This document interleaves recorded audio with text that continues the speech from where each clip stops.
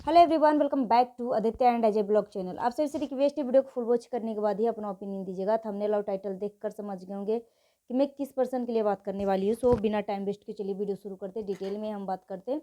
अभी अभी मैंने एक वीडियो अपलोड किया है, फर्स्ट वाइफ को ही लेकर वीडियो अपलोड किया है, जिसमें कमेंट आया है कि क्या आपको लगता है कि मिस्टर फसाद जो है महीने का 2 लाख रुपये कमाता है मंथली, और वो तो झाड़ू लगा रहा है। ठीक है, ये तो झाड़ू लगाता है, प्लस जो पेपर दिखाया है वो फेक पेपर है। ठीक है, इस तरीके का कमेंट आया, तो उसके ऊपर मैं रिप्लाई देने वाली हूँ। अब बाकी एक फर्स्ट पत्नी का भी एक वीडियो आया है। एक वीडियो क्या, कल भी बहुत ज़्यादा खुश थी क्योंकि कैमरे के पीछे प्रोसेसिंग चल रहा है, जो कि सारा अपडेट में आप सभी के सामने लाकर रखूंगी कि क्या क्या चल रहा है। और अगर सोशल मीडिया पे आके फर्स्ट पत्नी कोई हंगामा नहीं कर रही है तो उसके पीछे का भी रीजन मैं बताऊंगी। सो बहुत जल्द फर्स्ट पत्नी को इंसाफ मिलने वाला है। एक चीज़ तो आप अपने मन में एक धाड़स बना के रखिए और एक विश्वास बना के रखिए कि बहुत जल्द, बहुत दिन उसने अपना कष्ट करा है, उस घर में रह के 17 साल अपना बर्बाद किया है, और सिर्फ उस घर में उसको सुख नहीं, सिर्फ और सिर्फ खून की आंसू बहाया गया है। ठीक है, एक एक पॉइंट के ऊपर मैं क्लियर करने वाली हूँ।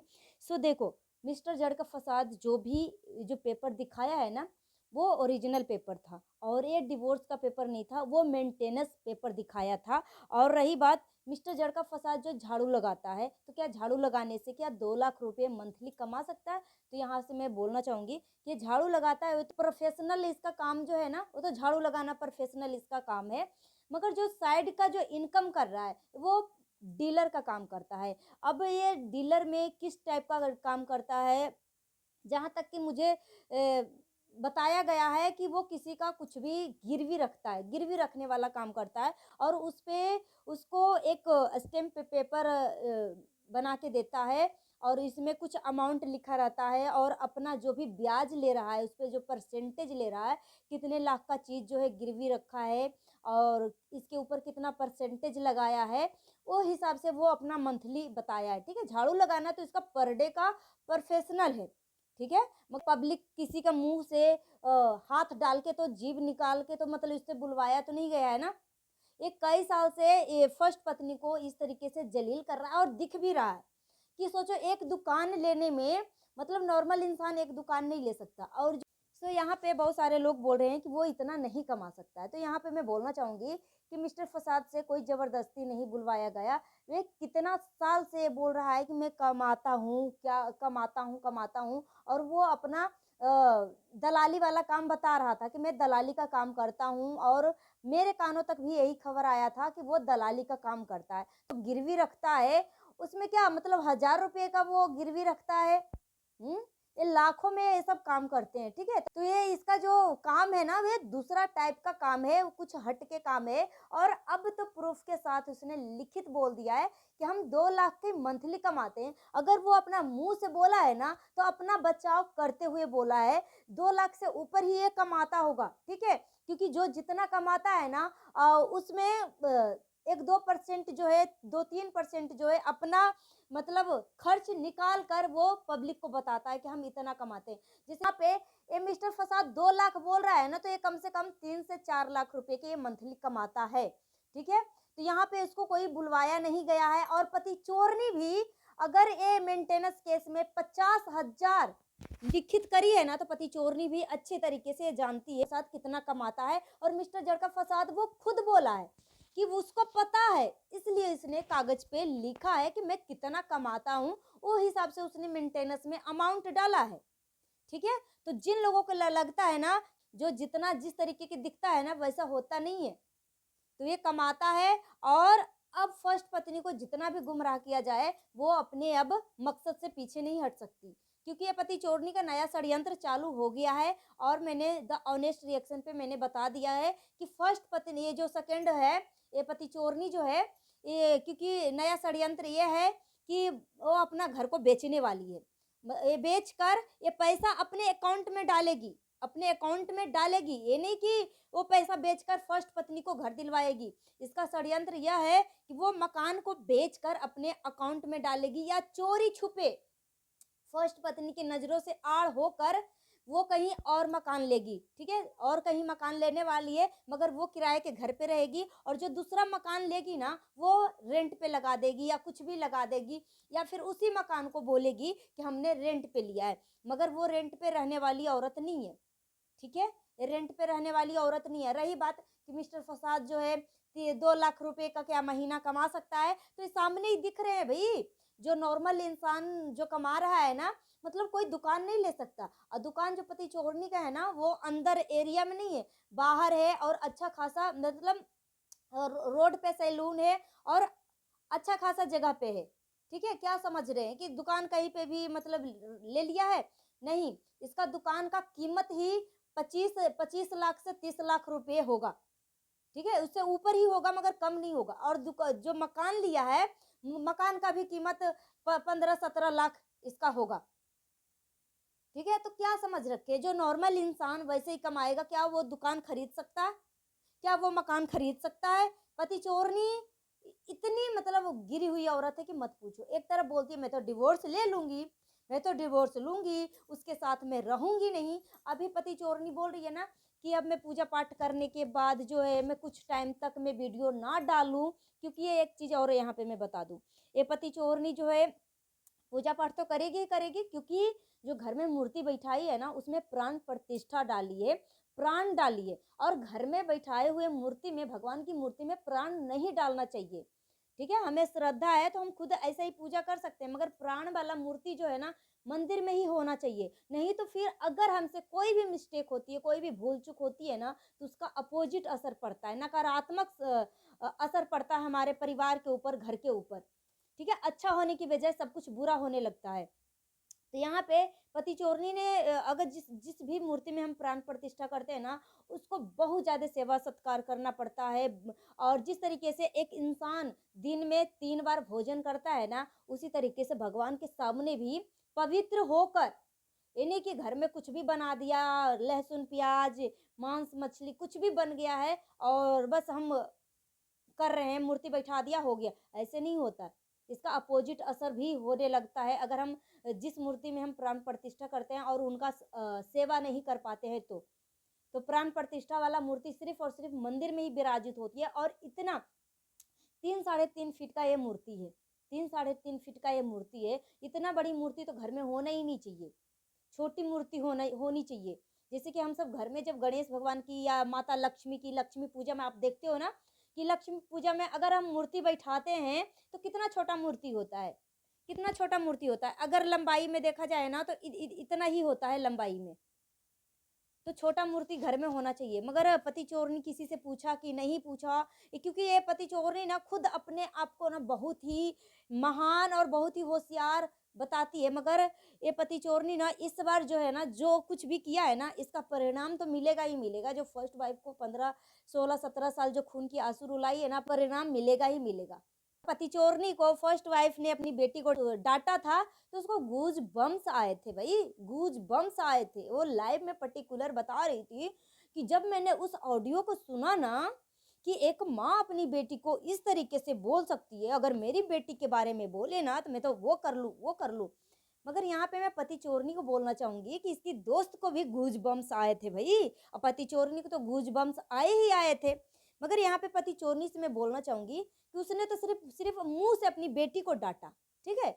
अगर तेरी माँ भी तुझे डांटा होता ना, और 2 थप्पड़ खींच के तेरी गलतियों को ऊपर लगाती ना, तो आज तेरी माँ बाप जो है ना मरने के बाद भी जो तुम्हारे माँ बाप को आत्मा को तृप्त नहीं होने दे रही हो, आत्मा की शांति नहीं होने दे रही है, एक मरे माँ बाप को भी इस अपने स्वार्थ के लिए तू पब्लिक के सामने गाली सुनवा रही है, घिसेट रही है।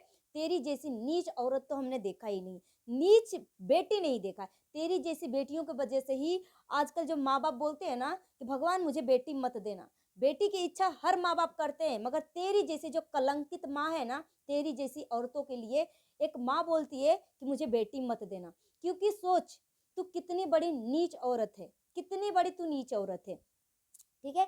कि एक माँ बाप को किस तरीके से तू पागल बना के रखा और तुझे गूज बम्स आ रहे थे सिर्फ नचनिया वर्ड सुनकर। सोच उस माँ बाप को क्या बीत रही होगी जब उस माँ बाप को पता चला होगा कि मेरी बेटी जो है शादी से पहले प्रेग्नेंट हो गई है, बच्चे पैदा कर रही है। हाँ, तो उस माँ बाप के ऊपर क्या असर पड़ रहा होगा। प्लस पॉइंट ये भी बनता है कि तू एक शादीशुदा मर्द के साथ सब कुछ जानते बूझते एक बच्चे की बाप के साथ तू रिलेशन में थी, उस माँ बाप के ऊपर क्या बीत रही होगी। उस माँ बाप को तूने सोचा कि इसको कितना गूज बम्स आ रहे होंगे, कितना गूज बम्स आ रहे होंगे। तो इसको गूज बम्स आ रहे थे बेशरम औरत को। सो यहाँ पे पति चोरनी बोल रही है कि अब मैं पूजा पाठ करने के बाद अब कुछ दिनों तक मैं हो सकता है बाइटी से मैं लापता हो जाऊं, क्योंकि घर में पूजा पाठ करेगी ही करेगी। प्लस मिस्टर जड़ का फसाद भी पति चोरनी से काफी दिन तक अलग रहा है और पति चोरनी भी और हाँ, मतलब ये नीच औरत तो है ही है, इसमें कोई दोहरा नहीं है। तो अब थोड़ा सा नाचेगी गाएगी ऐश मौज करेगी, ठीक है। और इस वजह से फिर जब इसकी सारी चीजें पूरी हो जाएगी फिर से आएगी इस तरीके से नीचतापन करने के लिए। एक तरफ से ये डिवोर्स ले रही है, एक तरफ से ये नाच रही है, एक तरफ से गठबंधन करके साथ पूजा कर रही है और एक तरफ बोल रही है कि मैं तो उसके साथ रहूंगी ही नहीं, और एक तरफ बोल रही है कि वो ले जाए अपने पति को और मैं अपने सास के साथ रह लूंगी, जहाँ सास वहाँ पूरा खानदान। भाई एक किस टाइप का ये डिवोर्स है, इस चीज को ये क्लियर करेगी पति चोरनी कि ये किस टाइप का डिवोर्स ले रही है। पहला नंबर तो मैंने आपको पहले ही बताई कि ये पति चोरनी एक नंबर की नीच औरत है। जो औरत अपनी औलाद की कसमें खा ले झूठी, बोलते हैं ना कि एक माँ बाप के लिए ना उसका बेटा और बेटी जो औलाद होते हैं ना जिगर के टुकड़ा होते हैं। कोई भी हालात में एक माँ बाप जो है अपने बच्चे के अपने पति की कोई झूठी कस्में नहीं खा सकती। मगर ये पति चोरी इतनी नीच औरत है, इतनी नीच औरत है कि वो अपनी स्वार्थ के लिए अपने बेटे को भी बलि देने की तैयार है। इससे बड़ा और नीच क्या हो सकता है। एक बात बताओ ना कि जो मरे हुए बाप को, जिंदा बाप को, माँ बाप को तो खून की आंसू रुलाया ही रुलाया, समाज में जीने का लायक नहीं छोड़ा, कलंकित करके छोड़ा, ठीक है। समाज में सर उठा के वो माँ बाप नहीं चल सकते। मरने के बाद भी अपने स्वार्थ के लिए वो उस मरे हुए आत्मा को भी घिसेट रही है। इससे और नीचता आप सोच सकते हो, सोच सकते हो। तो ये पति चोरनी जो है अब इसका अगला षड्यंत्र है, क्योंकि मिस्टर जड़ का फसाद अपने मुंह से विद प्रूफ सब कुछ बताया है कि प्रोसेसिंग चल रहा है, बहुत जल्द जो है फर्स्ट पत्नी को घर मकान दुकान सब कुछ दिलाएंगे और वो खुद अपने मुंह से आके बताएगी। तो कैमरे के पीछे प्रोसेसिंग चल रहा है। मगर इसका अगला षड्यंत्र है कि अब लोगों के बीच में फिर से फर्स्ट पत्नी को नीचा दिखाने की कोशिश करेगी, क्योंकि नीचा तो दिखा रही है। जो फर्स्ट पत्नी गलत ना होते हुए भी उसको गलत साबित करने की कोशिश कर रही है। मगर अगला षड्यंत्र यह है, क्योंकि अब इसका हर षड्यंत्र जो है इसका फेल हो चुका है। अब ये किस चीज का सिंपैथी कार्ड खेलेगी। डिवोर्स सिंपैथी तो हो गया, उसके बाद बोल रही थी कि मुझे फर्स्ट पत्नी जो है मेरे पति से मेरा बच्चा छीना जा रहा है, मेरा पति छीना जा रहा है, हम दोनों एक दूसरे से बहुत प्यार करते हैं, अगर हम दोनों ने अलग हो गए तो ना मैं जी पाऊंगी ना वो जी पाएगा, ठीक है। इस तरीके का सिंपैथी कार्ड खेला। 1.5 साल से डिवोर्स का कार्ड खेला। डिवोर्स का भी सब कुछ ओपन चिट्ठा हो गया, दूध का दूध पानी का पानी हो गया कि ये कभी डिवोर्स नहीं लेगी। डिवोर्स कहाँ से लेगी भाई, जब इसका शादी ही लीगल नहीं है तो डिवोर्स कहाँ से होगा। और सेकेंड मैरिज को कोई डिवोर्स नहीं होता, वो एक रिलेशनशिप रखेल में रहती है, ठीक है। तो ऐसे लोगों का डिवोर्स तो होगा ही नहीं। जो आपने कागज देखा वो मेंटेनेंस कागज था। प्लस फर्स्ट पत्नी अपने आप सभी को एक हिंट दिखाया है कि अपने जिगर को थामे के बैठो, ठीक है। और जिसमें उसने ऊपर में लिखा है, रील के ऊपर में लिखा है तुम्हारा कॉन्सेंस तो मेच्योर होंगे, मतलब और एक हिंट आप सभी को दिया है कि अपने जिगर को थामे के बैठो, ठीक है। मतलब कैमरे के पीछे प्रोसेसिंग हो रहा है, आप सब चिंता मत करो। और यहाँ पे फर्स्ट पत्नी को मैं बोलूंगी कि कुछ कुछ चीजें जो है अगर तुम्हें लग रहा है कि हम क्लियर नहीं कर सकते हैं, डायरेक्ट में ऑडियंस के बीच में रिजल्ट ही दिखाना चाहती हूँ, तो सोच समझ के सब कुछ करना, ठीक है। क्योंकि अभी जो मिस्टर जड़ का फंसा जो भी टाइमिंग डेट दिया है उस हिसाब से वो फर्स्ट वाइफ जो है कुछ नहीं बोल रही है। मगर बहुत सारे लोगों को अभी भी फर्स्ट वाइफ को लेकर चिंता है कि फर्स्ट वाइफ को ना बहुत लेट हो गया है, अगर वो अभी एक्शन नहीं लिया ना तो जिंदगी भर जो है रोने के लिए तैयार रहे। इस तरीके की बातें बोली गई है फर्स्ट पत्नी को लेकर। तो आप चिंता मत करो, अब फर्स्ट पत्नी जो है अब वो इन सभी को बहकावे में नहीं आने वाले, क्योंकि ये फर्स्ट पत्नी जो है ना अपना 17 साल बर्बाद कर दिया उस घर में। लास्ट में सिर्फ इसको गुमराह करके ही रखा गया है कि सब कुछ तुम्हारे लिए ही मैं कर रहा हूँ, तुमसे मैं बहुत प्यार करता हूँ, तुमसे बहुत प्यार कर करके इस तरीके का इसको मनोबल दे देकर इस मनोबल का गलत फायदा उठाया है। आप सबको पता है कि फर्स्ट पत्नी जो है मिस्टर जड़का फसाद से ना कलर से प्यार किया, ना उसका संपत्ति से प्यार किया, ना इसका बैकग्राउंड से प्यार किया, या किस जाति का है नहीं है, ना वो जाति से प्यार किया।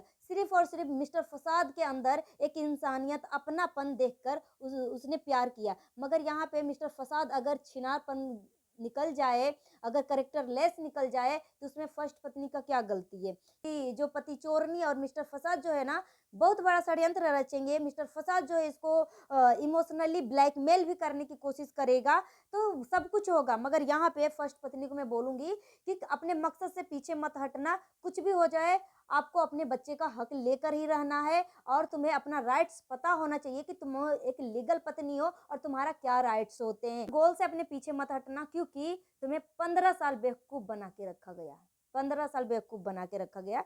तो आप सबको भी मैं बोलना चाहूंगी, एक धारस बना के रखिए, एक विश्वास बना के रखिए, बहुत जल्द फर्स्ट पत्नी को इंसाफ मिलने वाला है। ठीक है, मिलती हूँ नेक्स्ट वीडियो में। Thanks for